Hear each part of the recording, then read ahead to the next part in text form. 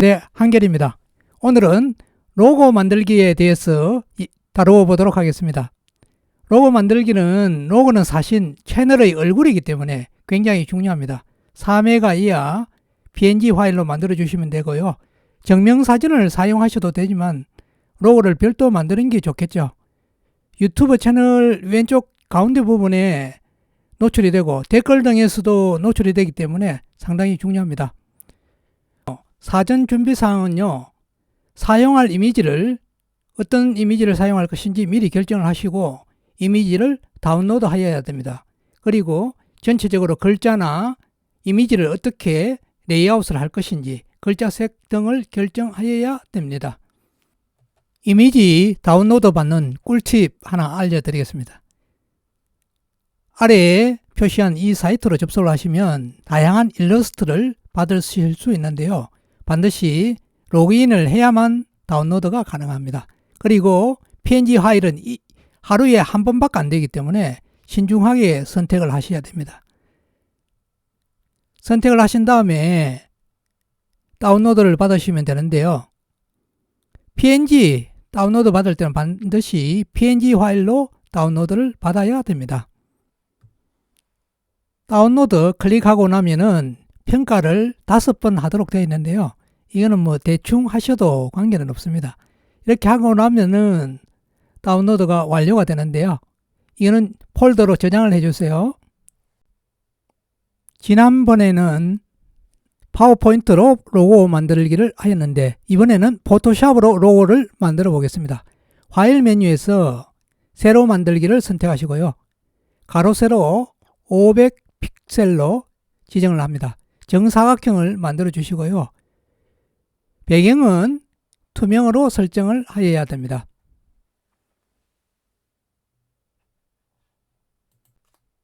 포토샵에서 배경을 투명으로 설정하면 흰색과 구분되게 이런 모습으로 보입니다. 문자 도구를 선택하시고요. 글꼴은 고딕체 종류를 선택을 합니다. 로고에 사용될 각각의 글자를 입력을 합니다. 글자를 입력을 하고 레이어를 한번 클릭을 해주시고 다음 문자를 또 입력을 하시면 되고요. 한결은 편집교실 위드 한결이라고 입력을 해보겠습니다. 이동 도구에서 글자 위치를 변경을 하실 수 있습니다. 이동 도구를 이용한 다음에 문자를 입력하려면 다시 문자 도구를 클릭하고 글자를 입력하시면 됩니다. 위드라는 글자가 좀 커 보이네요. 글자 크기를 좀 줄여보도록 하겠습니다. 글자 크기는 일단 30으로 지정을 하면 너무 작고요. 조금 더 크게 확대를 해보겠습니다. 문자 도구를 선택한 다음 한결을 선택하시고요.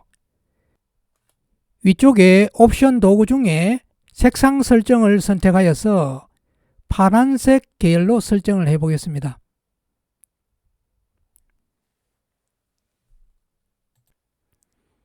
위드 레이어를 선택하신 다음에 범위를 지정하고요. 옵션 바에서 색상 설정에서 오른쪽 아래쪽에 검정색을 선택했습니다. 레이어 순서가 왼쪽 화면에 글자 순서하고 동일하도록 클릭 후 드래그 하여서 위치 조정을 하였습니다. 편집이라는 글자를 색상을 지정해 보겠습니다. 오른쪽에 색상 슬라이드로 초록색을 선택을 하고요. 왼쪽 색상 필드에서 구체적인 색을 선택을 합니다. 편집이라는 글자에 그림자와 테두리를 적용해 보겠습니다. 레이어 하단의 FX를 클릭하면요. 이렇게 화면이 나타나는데 외부 광선을 선택하고 외부 광선의 색이 노란색 계열인데 흰색으로 변경을 하였습니다. 그리고 확인을 눌러줍니다. 이번에는 한결을 효과를 적용해 보겠습니다. 마찬가지로 레이어 하단에 FX를 누르고요.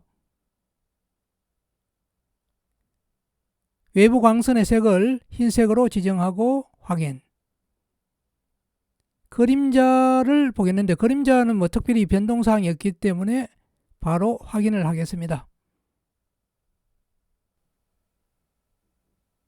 이동 도구를 선택하고 각 글자를 드래그하여서 위치 조정을 해 보겠습니다. 글자를 입력하기 전에 원부터 그려야 되는데 원을 그리는 걸 누락을 하였네요. 타원을 선택한 다음에 Shift 키를 누르고 드래그하여서 원을 그려줍니다. 그런 다음에 이동 도구로 위치 조절을 해주고요.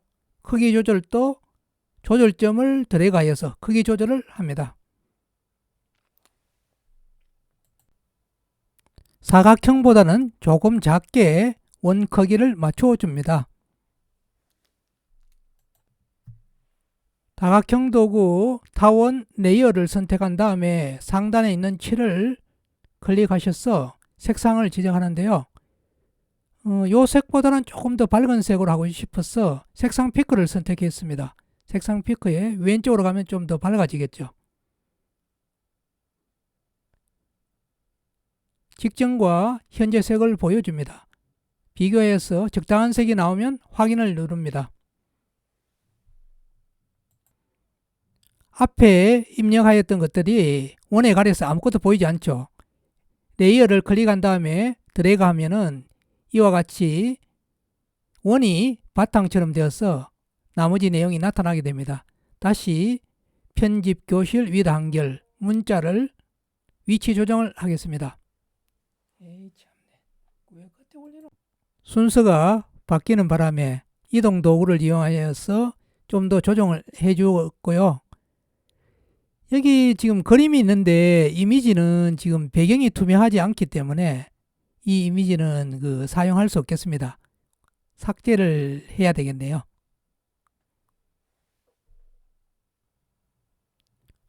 파일에서 열기를 선택하여서 미리 준비했던 투명 이미지를 선택을 해 보겠습니다. 일단 크기가 크기 때문에 Ctrl Alt I를 눌러서 크기 조절을 먼저 해줍니다.